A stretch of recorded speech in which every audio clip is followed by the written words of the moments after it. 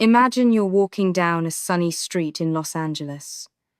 It's a normal day, traffic is humming, and then, right there on the sidewalk, you witness a slow-motion hit and run. But the perpetrator isn't a reckless driver, it's a cooler on wheels. And the victim is a parked motorcycle. I know exactly the video you're talking about.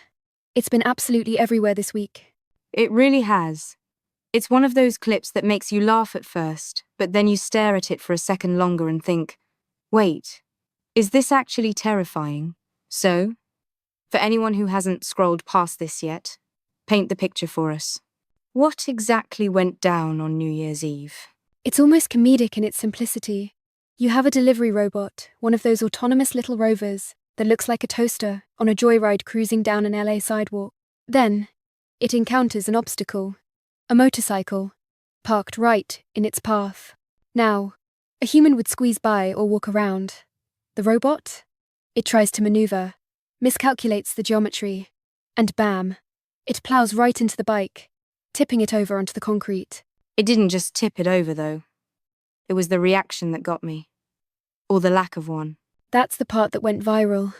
After the crash, the robot just pauses. It stops for a brief moment, almost like it's processing a 404 error, or maybe a pang of digital guilt.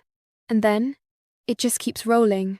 It literally drives away from the scene of the crime to go deliver a burrito or whatever was inside. That pause is so human, yet so cold. It's like, oops. Anyway, back to work. But here's where the internet really lost its mind. You'd think everyone would be mad at the robot for damaging property, right? But looking at the comments, there's this massive divide. It's like a civil war in the comments section. Oh, absolutely. You have Team Robot and Team Human. And, surprisingly, Team Robot is loud. Their argument is technically sound. The motorcycle was parked on the sidewalk. In most cities, certainly in LA, that is illegal. The sidewalk is for pedestrians, and apparently, for robots. So people are viewing this as immediate karmic justice? Like the robot was a little autonomous parking enforcement officer? Exactly. There's a sense of satisfaction in seeing someone who broke the rules, the motorcycle owner, get punished by the system, even if the system is just a glitchy algorithm. But that satisfaction hides a much bigger, much messier problem. Because while it's funny when it's a motorcycle, what if it wasn't?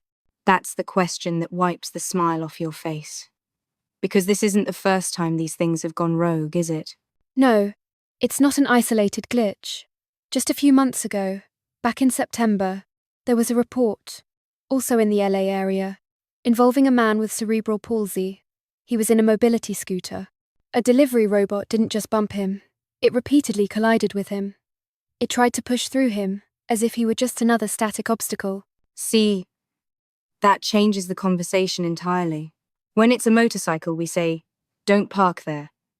When it's a disabled person trying to use the sidewalk for its intended purpose, that's a nightmare. It suggests these machines don't understand the difference between a Honda and a human being. It highlights the fundamental struggle of AI navigation, context, to the robot's LiDAR and sensors.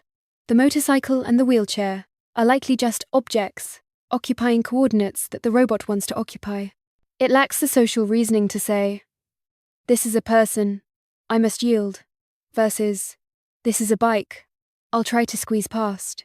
It's just doing math. And when the math is off by 2 inches, things get knocked over. And that brings up the liability nightmare. Let's go back to the motorcycle. The bike is damaged. The robot is gone. Who do you sue? Do you sue the sandwich shop? The company that built the robot? The software engineer who wrote the collision code? It's a legal grey area that is getting darker by the day. If you park illegally, are you liable for the damage caused to your own vehicle by a blind robot? Or does the robot company have a duty of care to ensure their machine never hits anything, regardless of whether it's supposed to be there or not?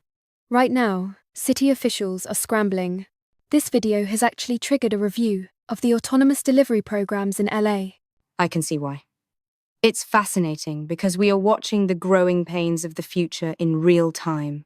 We were promised slick, perfect sci-fi cities. Instead, We got clumsy robots knocking over bikes and fleeing the scene.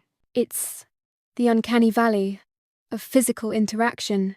We accept that software crashes on our laptops.